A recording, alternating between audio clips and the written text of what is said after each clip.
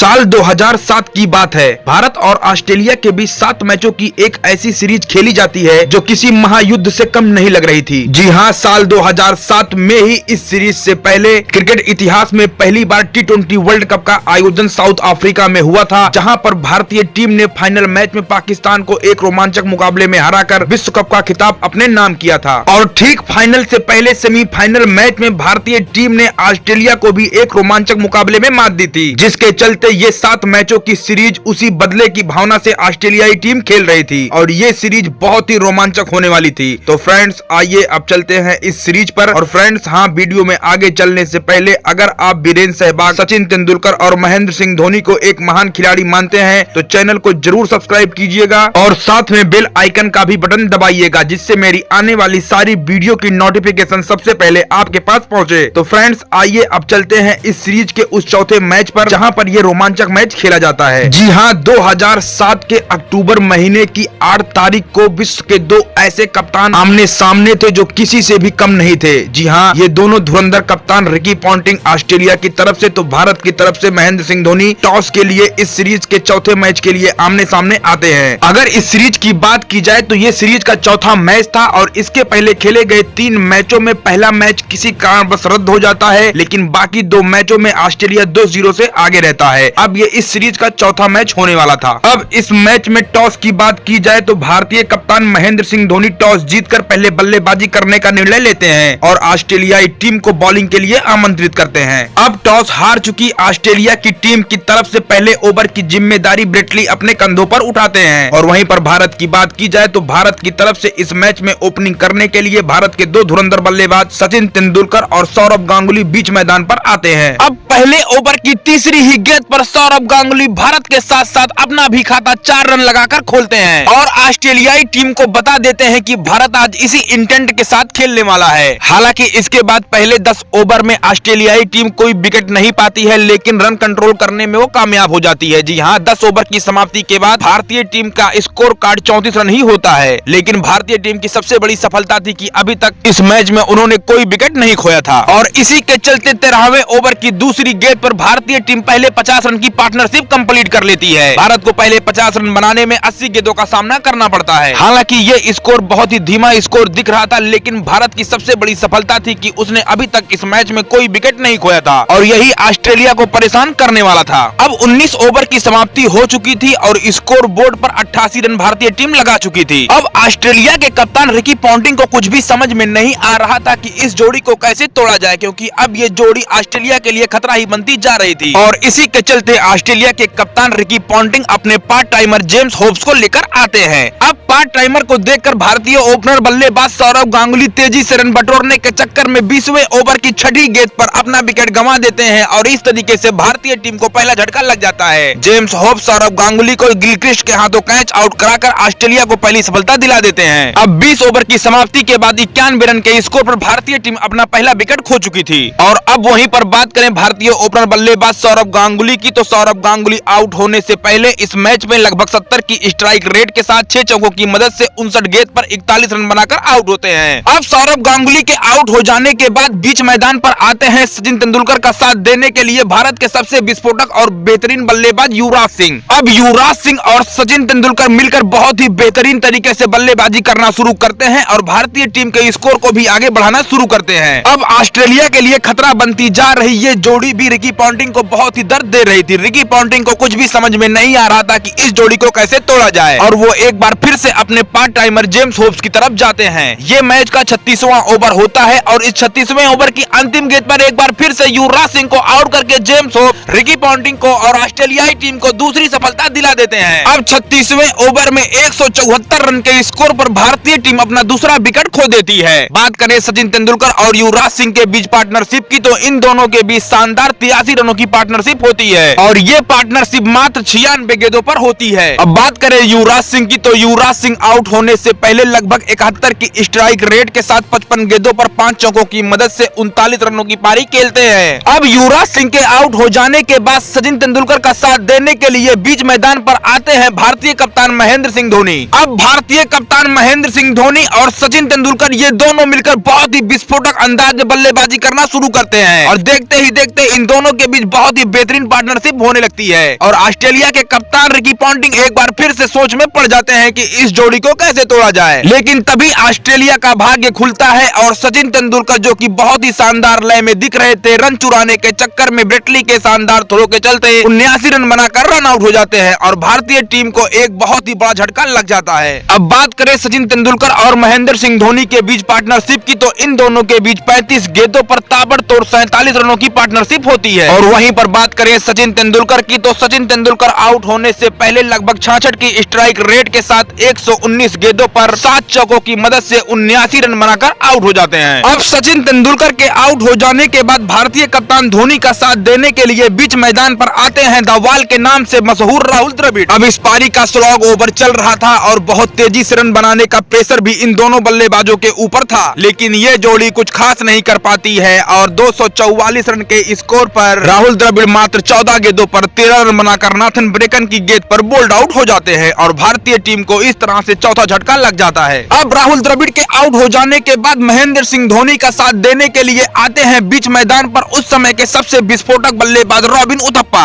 अब इस मैच में मात्र 25 गेंदों का खेल बचा रहता है। अब शेष 25 गेंदों पर भारतीय टीम वो कारनामा करती है जिसे देखकर ऑस्ट्रेलिया के सभी खिलाड़ी दंग रह जाते हैं। जी हाँ, 49 ओवर की समाप्ति के बाद तक भारतीय टीम 271 रन बना चुकी थी और वहीं पर महेंद्र सिंह धोनी 32 गेंदों पर 39 रन बनाकर नाबाद थे और वहीं पर रॉबिन उथप्पा 15 गेंदों पर 21 रन बनाकर खेल रहे थे। अब लास्ट ओवर की जिम्मेदारी ऑस्ट्रेलिया के कप्तान रिकी पॉन्टिंग नाथन ब्रेकन को देते हैं और स्ट्राइक पर होते हैं भारतीय कप्तान महेंद्र सिंह धोनी। अब फाइनल ओवर की पहली गेंद पर महेंद्र सिंह धोनी 1 रन देकर स्ट्राइक रॉबिन उथप्पा को देते हैं। अब इस ओवर की दूसरी गेंद पर नाथन ब्रेकन रॉबिन उथप्पा को यार्कर गेंद फेंकते हैं, जिस पर रॉबिन उथप्पा 2 कदम आगे निकलकर फुलटॉस में कन्वर्ट करके वाइड लॉग ऑन रीजन में खेलकर 4 रन बटोरते हैं। अब इस ओवर की तीसरी गेंद पर नाथन ब्रेकन एक बार फिर से मिडिल स्टंप लाइन में लेंथ डिलीवरी फेंकते हैं, जिस पर robin Uthappa deep mid wicket boundary line के बाहर एक और चौका लगाते हैं और ये शॉट भी वो 2 कदम आगे निकलकर अपनी स्टाइल में ही खेलते हैं और बॉल एक बाउंस के बाद बाउंड्री रोप्स को पार कर जाती है। अब इस ओवर की चौथी गेंद पर 1 रन लेकर रॉबिन उथप्पा महेंद्र सिंह धोनी को स्ट्राइक पर देते हैं। महेंद्र सिंह धोनी 33 गेंदों पर अभी तक 40 रन बनाकर खेल रहे थे और बाकी 2 गेंदें अभी शेष थी। अब इस ओवर की 5वीं गेंद पर नाथन ब्रेकन एक बार फिर से यार्कर गेंद फेंकते हैं, लेकिन इस बार महेंद्र सिंह धोनी वहीं खड़े खड़े बहुत ही तेजी के साथ शॉट लगाते हैं और गेंद सीधा स्ट्रेट बाउंड्री लाइन के बाहर चली जाती है। अब महेंद्र सिंह धोनी 34 गेंदों पर 44 रन बनाकर खेल रहे थे और अभी भी इस मैच में एक गेंद शेष था और धोनी को 6 रन चाहिए थे अपने 50 रन पूरे करने के लिए। और वहीं पर नाथन ब्रेकन की बात करें तो नाथन ब्रेकन अभी तक इस ओवर में 5 गेंदों पर 14 रन खर्च कर चुके थे।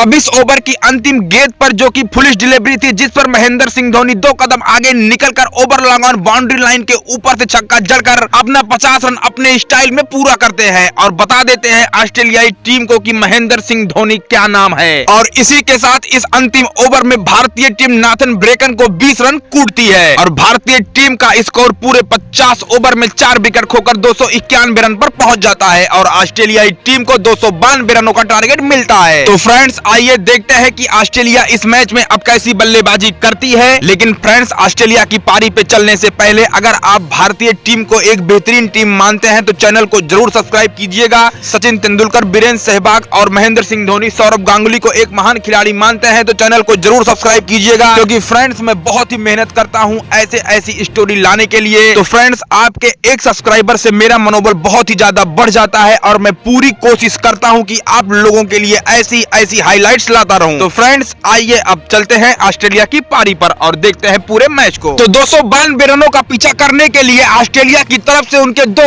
ओपनर विस्फोटक बल्लेबाज एडम गिलक्रिस्ट और मैथ्यू हेडन बीच मैदान पर आते हैं और वहीं पर भारत की तरफ से पहले ओवर की जिम्मेदारी जहीर खान अपने कंधों पर उठाते हैं। अब जहीर खान के पहले ओवर में ऑस्ट्रेलियाई टीम कोई रिस्क न लेते हुए आराम से खेलते हुए 6 रन बनाती है और ऑस्ट्रेलियाई टीम के स्कोर कार्ड को आगे बढ़ाती है। और अब इसके बाद ऑस्ट्रेलियाई टीम बहुत ही तेजी के साथ स्कोर कार्ड आगे चलाना शुरू करती है और देखते ही देखते 5 ओवर में 37 रन बना लेती है। अब तेजी के साथ रन बनता देख धोनी चिंतित हो जाते हैं, जिसे देखकर भारतीय पूर्व कप्तान सौरभ गांगुली महेंद्र सिंह धोनी के पास जाते हैं और उनसे कुछ बातचीत करते हैं, जिसकी वजह से महेंद्र सिंह धोनी फील्ड में कुछ बदलाव करते हैं और 6वें ओवर की पहली ही गेंद पर आरपी सिंह, सौरव गांगुली द्वारा चली गई चाल में एडम गिलक्रिस्ट को फंसाकर भारतीय टीम को पहली सफलता दिलाते हैं और ऑस्ट्रेलियाई टीम को पहला झटका दे देते हैं। अब एडम गिलक्रिस्ट 37 रन के स्कोर पर आउट हो जाते हैं, लेकिन एडम गिलक्रिस्ट आउट होने से पहले 17 गेंदों पर एक चौके और एक छक्के की मदद से 18 रनों की पारी खेलते हैं। अब एडम गिलक्रिस्ट का विकेट गिर जाने के बाद मैथ्यू हेडन का साथ देने के लिए बीच मैदान पर आते हैं ऑस्ट्रेलिया के कप्तान खुद रिकी पॉन्टिंग। अब ऑस्ट्रेलियाई कप्तान रिकी पॉन्टिंग और ओपनर बल्लेबाज मैथ्यू हेडन के बीच बहुत ही बेहतरीन पार्टनरशिप शुरू हो जाती है और देखते ही देखते स्कोर कार्ड बहुत ही तेजी के साथ आगे बढ़ने लगता है। और पहले 10 ओवर की बात की जाए तो ऑस्ट्रेलिया टीम पहले 10 ओवर में ही 7.5 रन प्रति ओवर के हिसाब से 75 रन बना लेती है, जिसकी वजह से भारतीय टीम के कप्तान महेंद्र सिंह धोनी, सौरव गांगुली या किसी अन्य बल्लेबाज को कुछ भी समझ में नहीं आ रहा था कि इस जोड़ी को कैसे तोड़ा जाए। और ऑस्ट्रेलियाई टीम यही नहीं रुकती है और देखते ही देखते 12.5 ओवर में ही अपने 100 रन पूरे कर लेती है। अब 18 ओवर हो चुके रहते हैं और ऑस्ट्रेलियाई टीम बोर्ड पर 122 रन लगा चुकी रहती है। और इसी दौरान विकेट कीपिंग करते हुए भारतीय कप्तान महेंद्र सिंह धोनी एक बात को नोटिस करते हैं कि ऑस्ट्रेलियाई बल्लेबाज रिकी पॉन्टिंग और मैथ्यू हेडन सभी गेंदबाजों को आगे निकलकर खेल रहे हैं, चाहे वो फास्टर गेंदबाज हो चाहे वो स्पिनर गेंदबाज हो। इसी के चलते महेंद्र सिंह धोनी एक फैसला लेते हैं कि वो फास्टर गेंदबाजी पर भी आगे आकर विकेट कीपिंग करेंगे, जिसका रिजल्ट महेंद्र सिंह धोनी को अगले ही ओवर में देखने को मिलता है। जी हाँ साथियों, 19वें ओवर की दूसरी गेंद पर रिकी पॉन्टिंग आगे निकलकर इरफान पठान को छक्का लगाना चाहते थे, जिसके चलते महेंद्र सिंह धोनी बिजली की रफ्तार से विकेट को उड़ा देते हैं और ऑस्ट्रेलियाई कप्तान रिकी पॉन्टिंग को स्टंप आउट करके ऑस्ट्रेलियाई टीम को दूसरा झटका दे देते हैं। और यही स्टंप आउट इंडियन टीम के लिए टर्निंग पॉइंट इस मैच में साबित होता है। जी हाँ साथियों, ऑस्ट्रेलिया की बात करें तो ऑस्ट्रेलिया पूरे 50 ओवर खेलकर 7 विकेट पर 283 रन ही बना पाती है और ये मैच इंडिया की टीम 8 रन से जीत जाती है। हालांकि मैथ्यू हेडन और एंड्रू साइमंड्स बीच में एक बार फिर से मैच को जिताने का प्रयास करते हैं, लेकिन ये दोनों भी विफल हो जाते हैं। मैथ्यू हेडन की बात करें तो मैथ्यू हेडन 92 गेंदों पर 92 रनों की शानदार पारी खेलते हैं और वहीं पर उनके साथी बल्लेबाज एंड्रू साइमंड्स 84 गेंदों पर 75 रनों की पारी खेलते हैं, लेकिन ये दोनों बल्लेबाज ऑस्ट्रेलिया को ये मैच जिताने में विफल हो जाते हैं। और वहीं पर बात करें इस मैच की मैन ऑफ द मैच की तो भारतीय कप्तान महेंद्र सिंह धोनी को उनके शानदार ताबड़तोड़ नाबाद रहते हुए 35 गेंदों पर 50 रनों के लिए मैन ऑफ द मैच का पुरस्कार दिया जाता है और साथ में उन्होंने इस मैच में 2 स्टंप आउट भी किए थे, रिकी पॉन्टिंग और ब्रेड हॉज, जिसके चलते उन्हें मैन ऑफ द मैच दिया जाता है। और वहीं पर बात करें ऑस्ट्रेलिया के हायर स्कोर की तो ऑस्ट्रेलिया की तरफ से उनके ओपनर विस्फोटक बल्लेबाज मैथ्यू हेडन 92 रनों की पारी खेलते हैं और साथ में उनके मिडिल ऑर्डर बल्लेबाज एंड्रू साइमंड्स भी 75 रनों की शानदार पारी खेलते हैं। और अब बात करें भारतीय गेंदबाजी की तो जहीर खान 9